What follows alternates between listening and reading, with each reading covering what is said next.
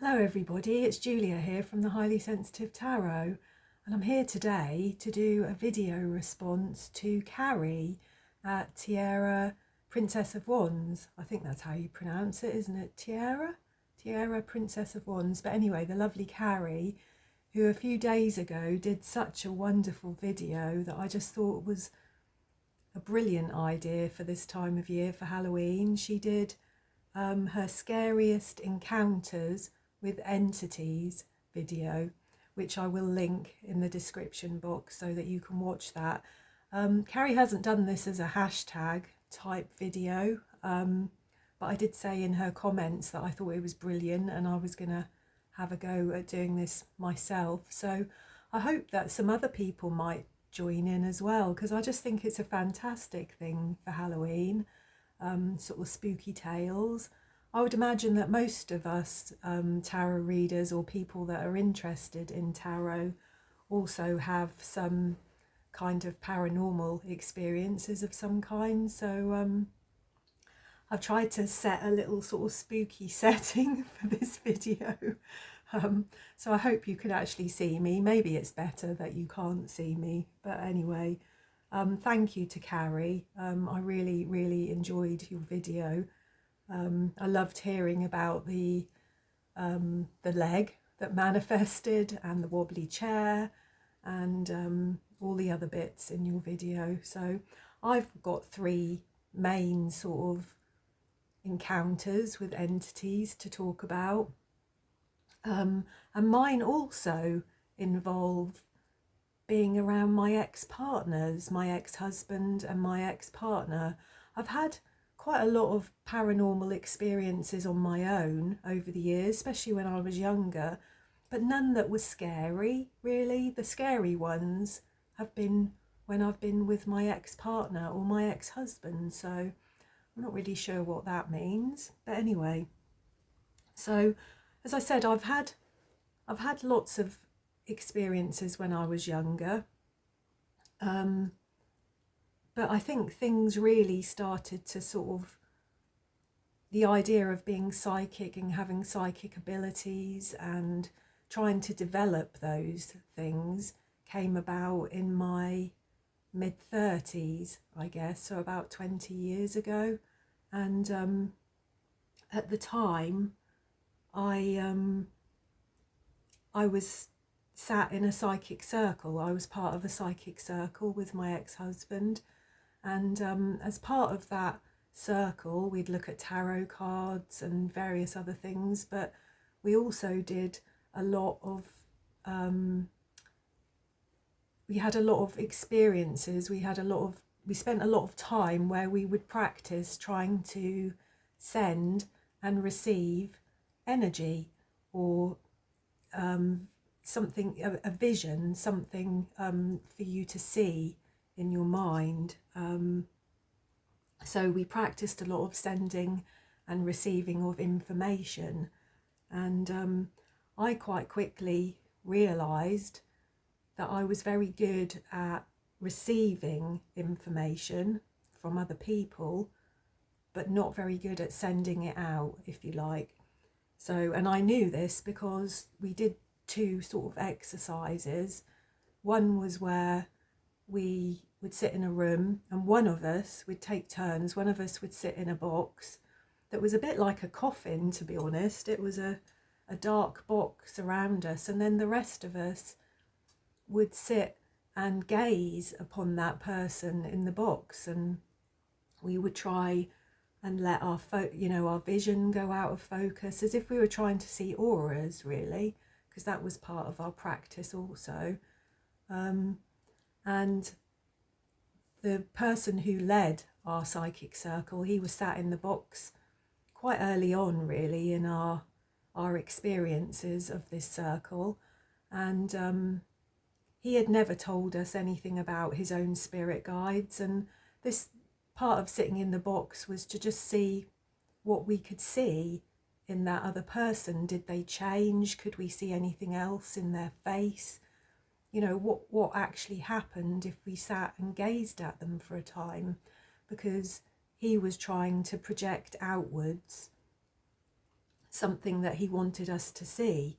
And this man, he sat in this box, and all of a sudden, he was just a little English man, and all of a sudden he turned into a Chinese man, a very, very old-fashioned Oriental man with a long droopy moustache and a little hat and a sort of little Mandarin collar on this jacket. And he turned into that, and I was like, ooh. And almost as soon as he turned into that, he then sort of morphed into this very primitive looking man, an almost kind of Aboriginal man, I guess. And he looked at me directly in the eyes, and it sort of took me aback a bit, really. And then it sort of faded, and when he came out of the box, he said, you know, what did you see? And I told him, and he said, well, they were his spirit guides. I can't remember the name of them off the top of my head, but these two entities had been his spirit guides for many, many years, and that was what he was trying to allow out and to be projected out. And I think I was the only one out of all of us that could see that, so I was really chuffed about that.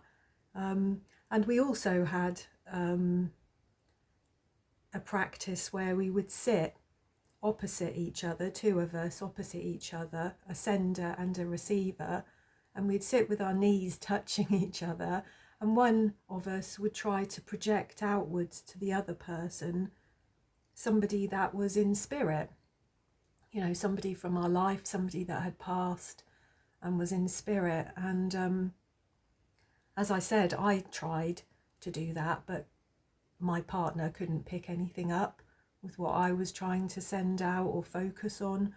But when she tried, I immediately had come into my mind's eye, this really quite vivid picture of a little old lady with a little curly perm, wearing a little twin set and pearls, a little necklace, and she was sat with her hands on her knees, and she was sat in front of a little 3-bar electric fire, and I could see it so clearly.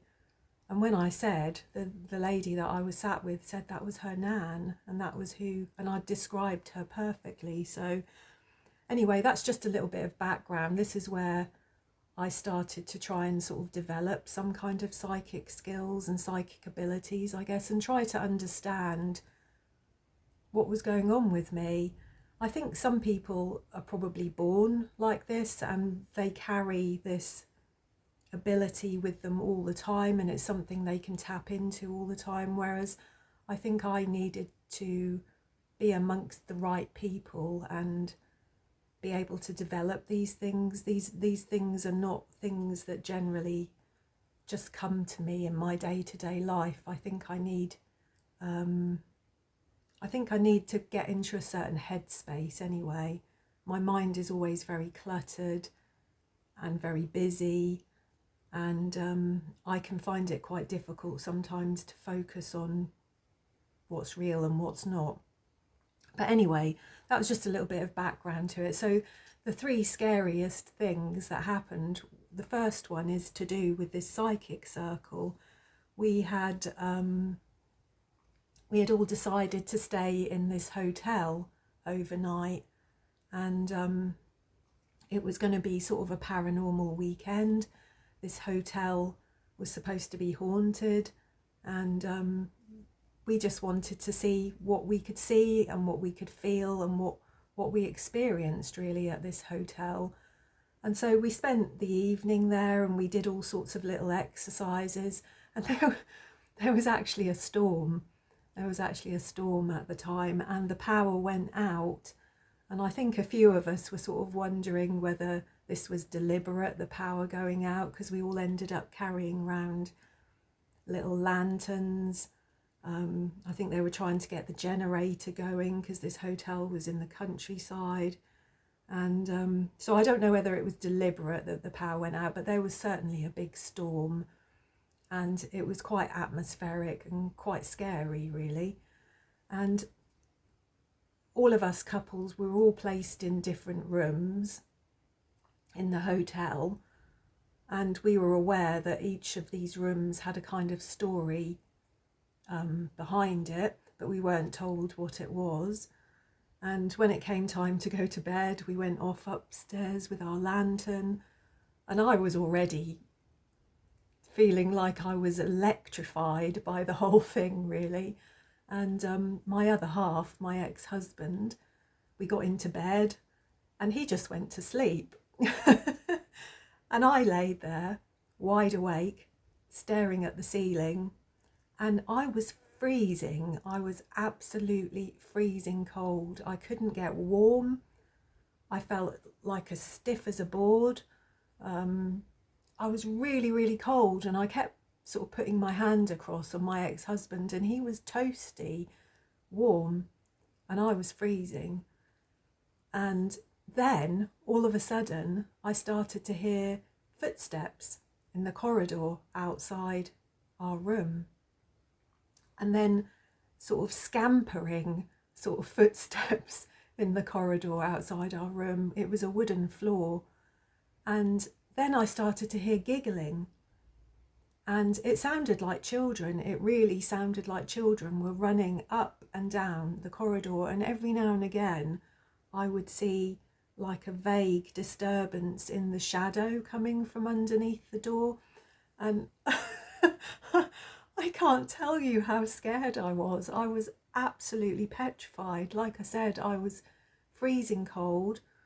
I daren't get out of bed. We only had a little lantern in the room, and I could definitely hear children running up and down the corridor outside the room. Nothing came into the room, nothing disturbed me in the room, but there were certainly children or something running up and down the corridor outside the room. And the next morning, when we all got together over breakfast, the chap who was leading the weekend, he said that our room that we were staying in was in the servants' quarters, and our room, our bed, was actually over a hatch that was underneath it that went down into where the stables were. So we were right in the middle of the servants' quarters, and when I told him what I'd felt and what I'd heard, he said he felt that that fitted in very much with what the purpose of that room was, and other experiences that other people had had in that room as well. And I was absolutely frazzled the next day. I was completely exhausted by the whole thing, and I'd never in my life experienced anything like that, and I was truly terrified. And I think all the more so because my ex-husband just slept soundly throughout the whole thing. It was quite bizarre. So that's my first sort of scary experience with other entities. Let me just have a sip of my tea.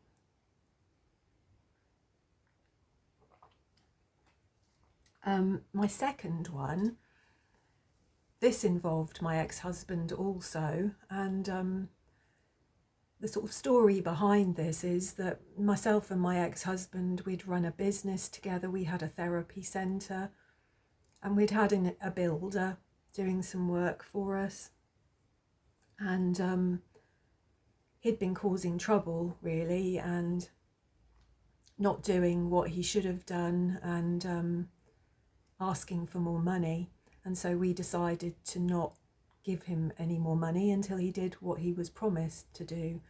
And he didn't take this very well, and he decided to come to our therapy centre to smash it up. You know, you just can't believe people would do such things, can you? But he did, and he came when we were there, and he ended up getting in a big fight with my ex-husband. My ex-husband was assaulted. It was quite awful, terrible time. And my ex-husband had a big breakdown after that. He became quite poorly, and quite quickly after he became quite poorly, I would be laying in bed with him at night, sort of not being able to sleep really, because my head was just full of stress and worry and anxiety. And I would lay there sort of looking at the ceiling, trying to switch my mind off. And I started to see these entities float into our bedroom. They would come in quite high at sort of door level, at the top of the door. And there'd be 2 or 3 of them.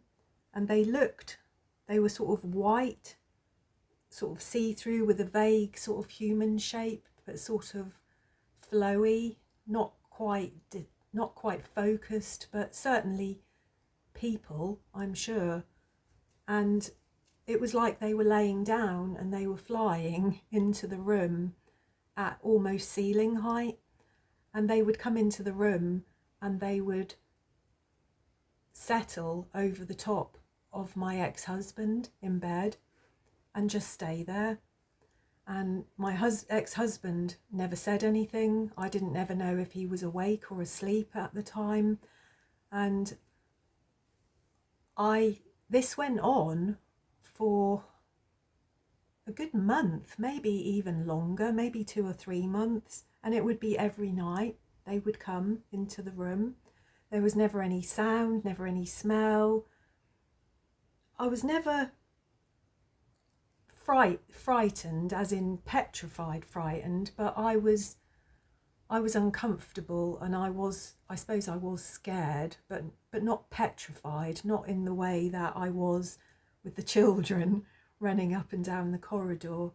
I think I was bewildered and confused, and I didn't know why they were there and whether they were there in a negative way or whether they were there to help. I just really didn't know. My ex-husband wasn't getting any better. And yeah, this went on for quite a few weeks. And then when my ex-husband was kind of better, much later on, we talked about those times, and I finally admitted to him what I'd been seeing, because I hadn't wanted to tell him at the time because he wasn't mentally very well, and I didn't know how he would react to that. So I hadn't told him. But when I finally did, he admitted that he had seen them and he was aware that they were there, and he felt that they were a comforting sort of presence for him. He had taken it as a comforting thing, and he hadn't wanted to tell me because he thought that I would just think he was even madder than I probably already did at the time. But yeah, that was a very, very bizarre experience. Like I said, I would be laying in bed, and out of the corner of my eye I would start to see like them almost sort of manifest in the doorway, and then start to sort of float into the room, and they would come over the bed and settle over my ex-husband. I can still see it as vividly as anything. It was really, really a bizarre experience. Yeah, so there was that. I think that, yeah, I was just looking at my notes. Yeah, I think that was it. I don't think there was any more, but my husband, as I said, my ex-husband, he was very much aware of them at the time, and neither of us felt able to talk to each other about these things. It was quite peculiar. I think looking back, I hope that they were there as a sort of benevolent, sort of benign presence or a helpful presence, because my ex-husband was so poorly at the time. And the third thing was a few years later than that, and this this is so funny. This was when I was with my last partner and his children. We all lived together in quite a big house. There was my son, me and my ex, and his 2 children. And quite quickly into moving into this house that we were renting, we started to become aware quite quickly that it was a bit odd. There was a strange feeling there. wasn't particularly scary at the time, but we were more sort of bemused, bewildered, interested really. Lots of things happened quite quickly after we moved in. We'd go into the kitchen and several of the kitchen cupboard doors would be wide open, or you could be standing there washing up and the cupboard door would just open beside your head.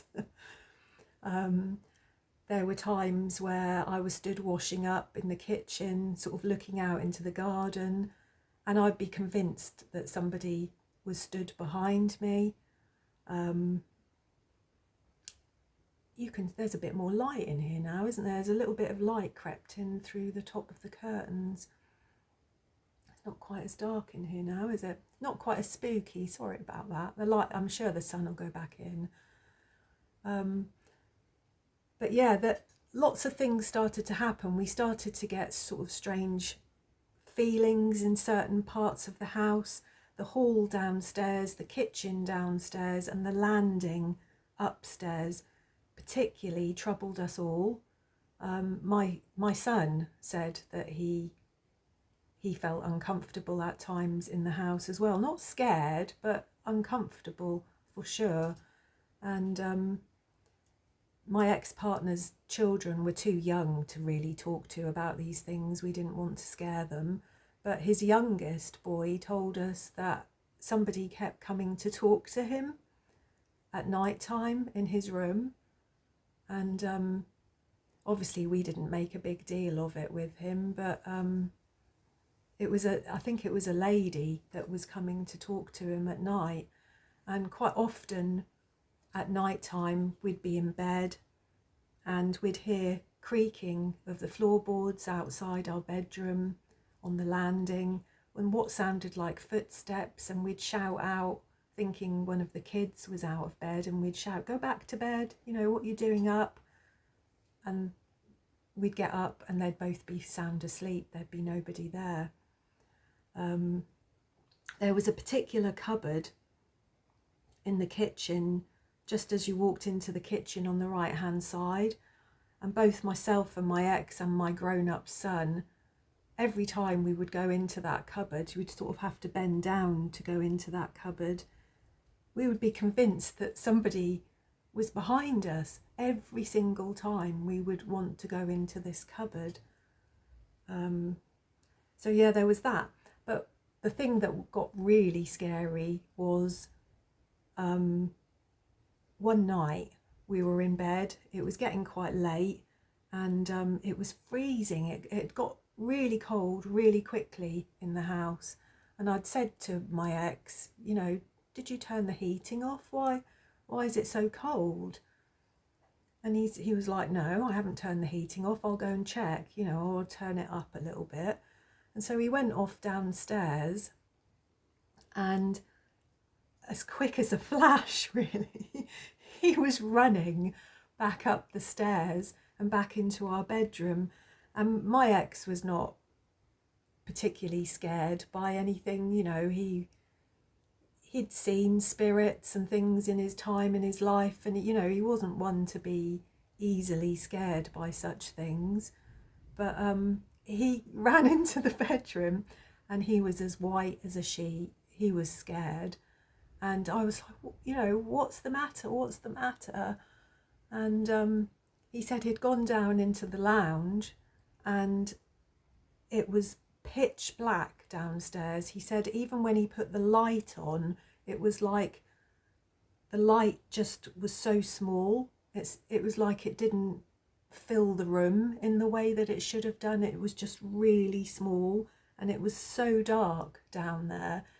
And he said he felt scared really the moment he got down the bottom of the stairs, but he went into the lounge and the thermostat on the wall was turned to 0, and it shouldn't have been. You know, there was no reason that would have happened. And so he turned it back up, and he said he just felt completely overwhelmed that he had been sent down there for a reason, like he was being trapped. or something wanted him down there, you know, and not in a good way. And he said he just ran, he couldn't help himself, and he ran back up the stairs so quickly. And it was like whatever this darkness was, it was like whatever this oppressiveness, this entity, this spirit, whatever it was downstairs, it was like it followed him back upstairs, and I could feel it. It didn't come into our bedroom, but I could feel this. It was almost sort of this menacing presence, really. And that night, because we had a little night light on the landing for the kids and for if we needed to get up for the loo, and we would keep seeing disturbances in the shadow of that light, and there was lots of sounds of what sounded like footsteps outside our room. And that experience changed the energy in that house, and we went from being bewildered, bemused, vaguely sort of even entertained by some of the things that were going on in that house to actually being scared. And at that point, I refused to go downstairs at night time when it was dark. And my ex didn't want to go downstairs either. It was really quite peculiar. We tried blessing the house. We walked around with sage sticks. We said prayers. We told the presence, the entity, to go away and leave us alone, that we didn't appreciate it. We tried all sorts. We were even thinking about getting the local church to come in and sort of bless the house. But in the end, we moved. We actually moved quite quickly after that happened. That really did scare both of us, and changed the whole dynamic of the house and how we felt about living there. So there you go. They're my 3 tales. I've got other stories I could tell, but as I said, none of them particularly very scary. And I think most of the things that have happened to me in my life on my own have all felt quite comforting experiences, but these 3 particular ones, not so much. The last one was the scariest. That house, I don't know what was going on in that house. It was a rental, and it had a weird vibe about it, that house. It was not a welcoming house at all, really. So there we go. Let me have a drink. I hope you enjoyed my stories, my spooky sort of Halloween tales. It'd be fantastic. I'm sure Carrie, same as myself, would like to hear if anybody else has any stories they'd like to tell for Halloween. I think it's a fantastic, fun video to do for this time of year. And anyway, thanks to all my new subscribers recently. Thanks to everyone who watches my videos. I've been quite humbled, really, by the response I've had just recently. I've had a lot more views and subscribers, and it's been really, really nice. So thank you. I really appreciate that. And I hope to be back soon with another tarot video. So thanks for watching, and I hope you enjoyed that.